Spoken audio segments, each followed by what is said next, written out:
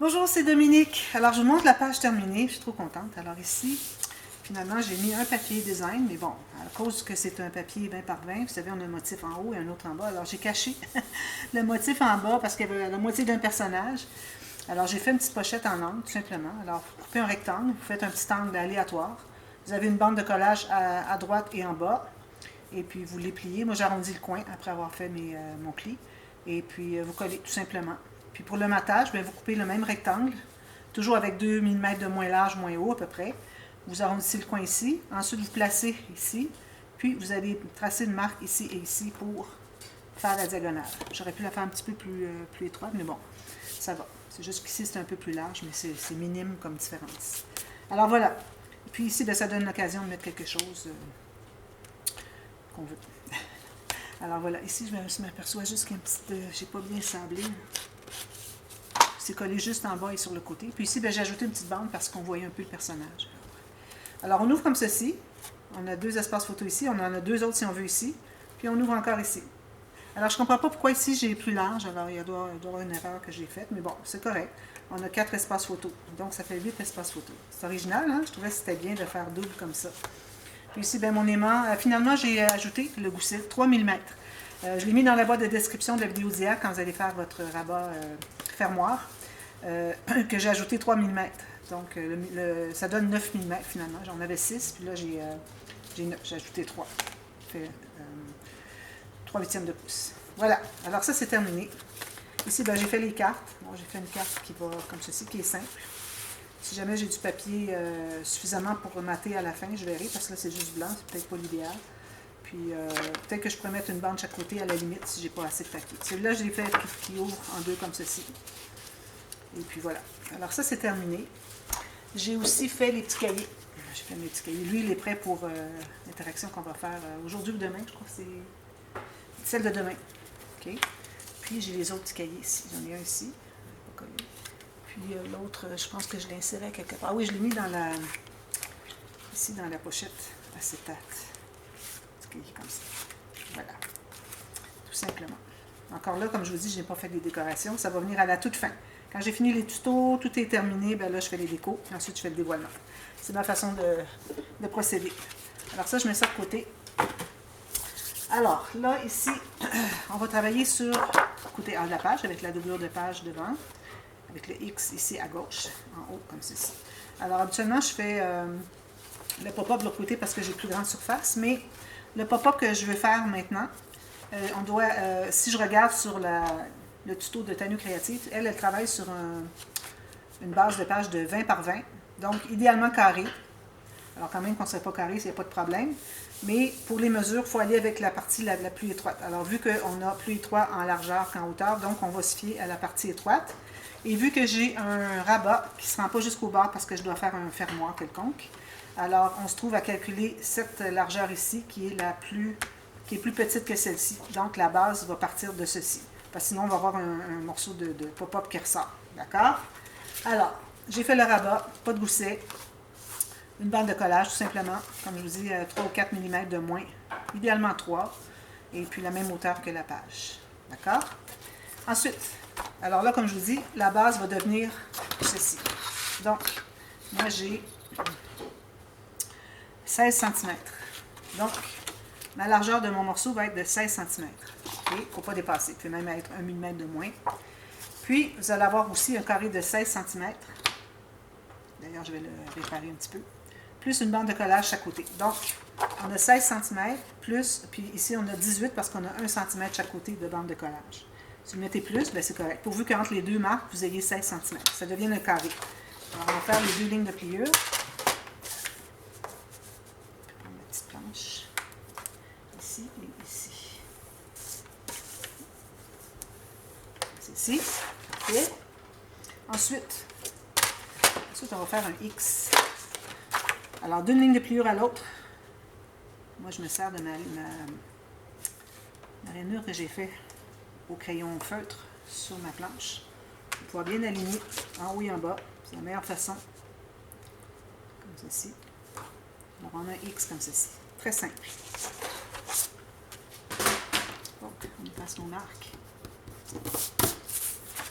On va plier nos bandes de collage pour commencer. On va biseauter les 4 coins. Oh, il faut mater le fond aussi. Je vais plus faire, mais bon, je vais faire avec vous. De toute façon, c'est pas long à faire, on a amplement de temps aujourd'hui. Alors, je vais mettre un papier à turquoise et un papier craft. Bon, question de faire changement un petit peu. Un turquoise et un craft. J'en ai un qui est assez grand ici. Alors, je vais commencer par le plus petit. Alors, toujours avec le 1 mm en haut, en bas, à gauche, à droite.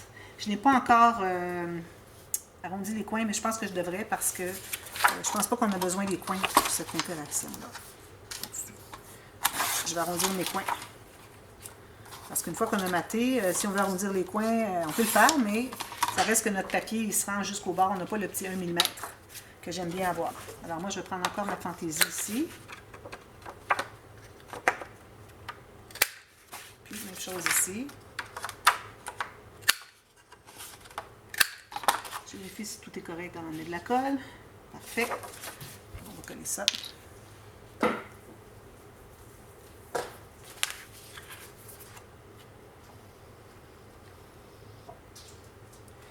Ici.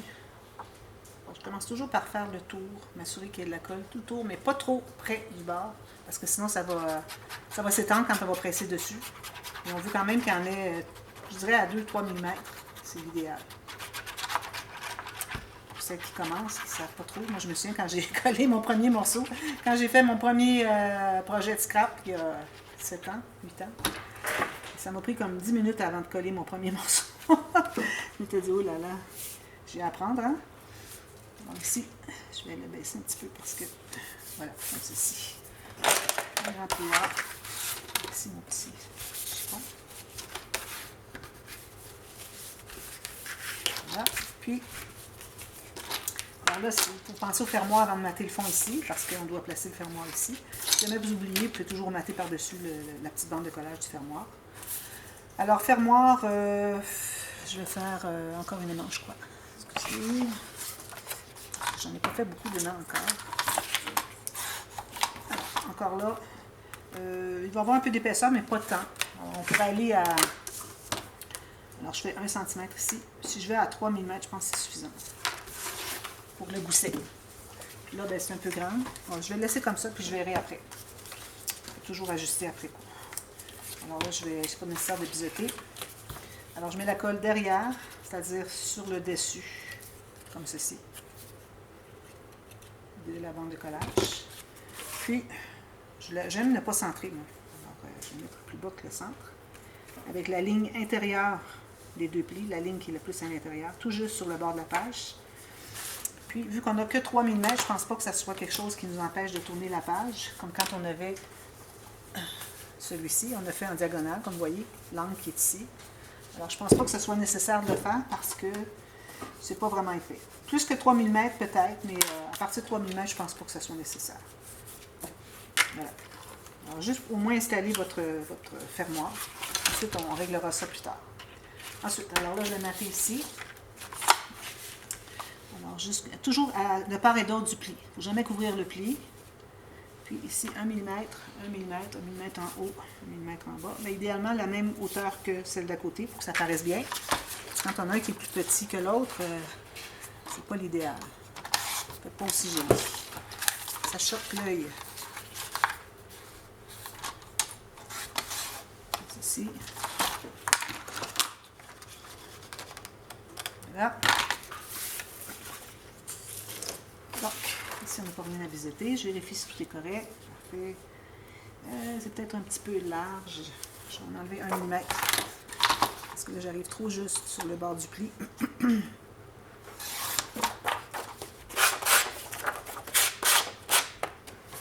Voilà. C'est bien de vérifier avant de mettre la colle parce qu'après, c'est difficile à aller sur le massicot pour couper un petit excédent quand on a la colle toute installée. Quand on a du papier léger comme le mien ici, alors on met pas beaucoup d'épaisseur de colle, alors on tente de s'en tenir à en avoir partout, mais vraiment très peu, pour pas que ça paraisse au travers. Voilà. Ici c'est parfait, ici aussi. En haut, comme ceci.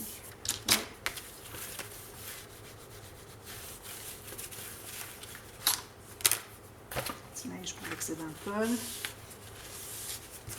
Voilà. On presse tout ça. Donc, on a notre morceau ici. Alors, on va se trouver à plier comme ceci et comme ceci. Juste un pli sommaire, parce qu'on doit faire un pli qui va être différent. Alors, il faut faire un pli aussi au centre comme ceci. Ça va fonctionner. Alors, il faut trouver le centre. J'avais 16 cm, donc ça va être à 8 à partir d'un pli à l'autre. 8 ici. Il faut faire une ligne de pliure sur le centre aussi. Voilà. Alors, on se trouve à avoir une ligne de pliure à gauche et à droite pour la bande de collage collée. On a une ligne au centre. Puis, on a deux lignes en X comme ceci. D'accord? Donc, lui, on va le plier comme ceci, mais ensuite, on va le plier dans l'autre sens. Voilà. Je plie toujours du côté montagne en premier, juste pour donner le pli qu'il faut. Puis ensuite, on se trouve à faire le pli du bon côté. Alors, on plie tout ça. C'est supposé donner ceci. Alors, assurez-vous que c'est bien égal sur les coins ici. Puis, on va tout presser ça. Ici, au centre aussi. Très facile comme pop-up. Ça peut être un des premiers pop-up que vous faites sur vos pages. Alors ici, on va se trouver à coller. Alors la ligne du centre va être sur notre pli. Idéalement, on voudrait centrer en haut en bas. Alors là, ce qu'on fait, c'est qu'on met de la colle sur la bande de collage ici. Moi, ce que je vais faire, vu qu'on va le voir, je pense que je vais rajouter du papier, la bonne couleur. Papier craft ici, papier bleu ici. Cacher la bande de collage. Voilà. D'ailleurs, on aurait même pu mater après coup. Un morceau là, un morceau là. Deux façons de faire. Voilà. Quand on a ça, qu'on le ferme, ceci, vous voyez, il ne faut pas qu'il sorte. C'est pour ça qu'on doit avoir la même largeur de base de notre pop-up, la largeur ici, à part les bandes de collage. Même largeur qu'ici, pas plus. Vous voyez, j'arrive tout juste. Là, je vais voir si je suis bien droite. Parfait. Ensuite, alors là, on va mettre de la colle sur l'autre bande de collage. Puis on va tout simplement fermer le rabat. En principe, ça devrait se placer au bon endroit. On va ouvrir pour savoir qu'est-ce que ça donne, qu'est-ce que ça dit. Comme ceci, tout simplement. Vous le tenez très bien comme ça, puis vous allez presser. Facile, hein? Vraiment.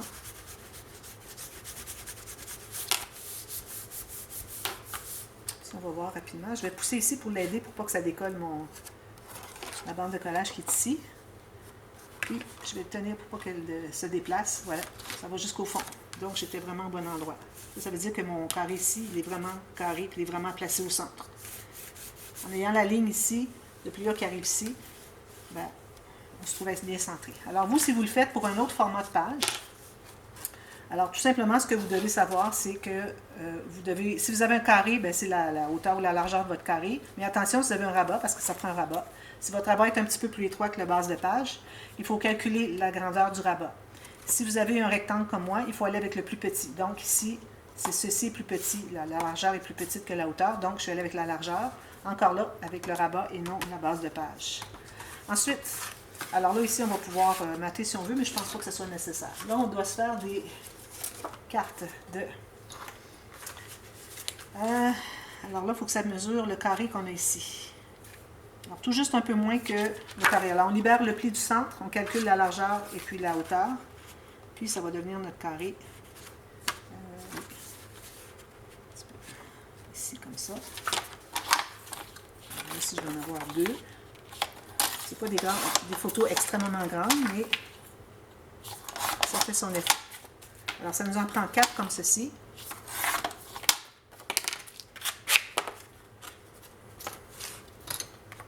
Les deux autres dans une chute.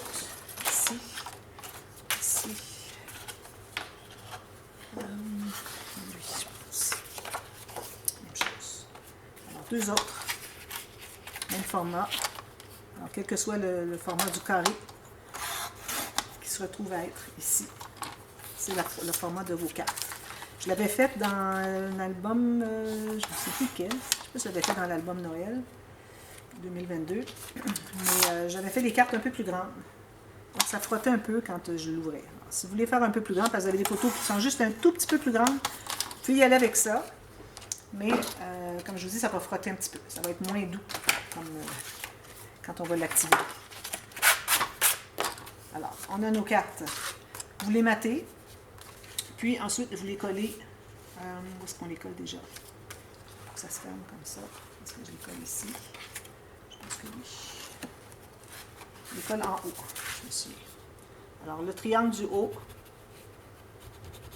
seulement.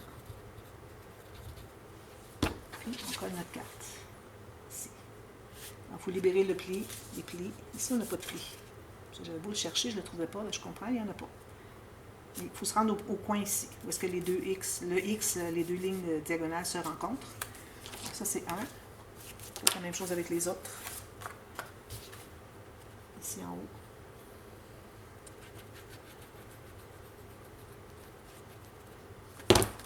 Bien vis-à-vis. On libère le pli du centre, qui est être un petit peu à l'extérieur, il n'y a pas de souci. Moi, je suis comme 2 mm plus loin. Ça va. Tout ça. On fait la même chose en bas. Le triangle qui est ici. Alors, c'est les deux triangles en haut, puis les deux triangles en bas. Peut-être que ça fonctionnerait ici aussi, mais je pense que ça ne ferait pas le même effet. Mais bon, vous pouvez l'essayer si vous voulez. Est-ce que je suis la même largeur ici et ici? Non, je ne suis pas la même largeur, pas du tout. Alors là, ça veut dire qu'il faudrait que je me fasse d'autres carrés. Lui, il n'est pas bon. Lui non plus. Bon, j'ai un petit problème. Mon carré, il n'est pas la bonne grandeur. Alors, je vais refaire la bonne mesure, que ça soit vraiment pareil, vraiment la même chose, parce que sinon, l'effet ne se fait pas. Je vais retravailler des carrés ici. Qu'est-ce qui est arrivé? J'ai mal calculé.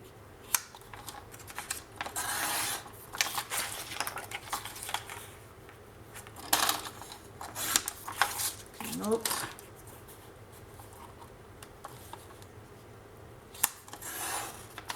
Ici. Donc, lui, il va aller ici. Une largeur, oui, parfait. La hauteur, ben, on libère un peu le centre, j'imagine. Je pense pas que ça dérange. Bon, j'ai un petit peu plus comme ceci. Je n'arrive pas tout à fait en bas.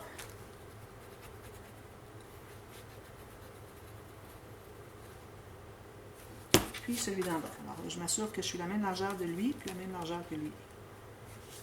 Pour que ça dépasse.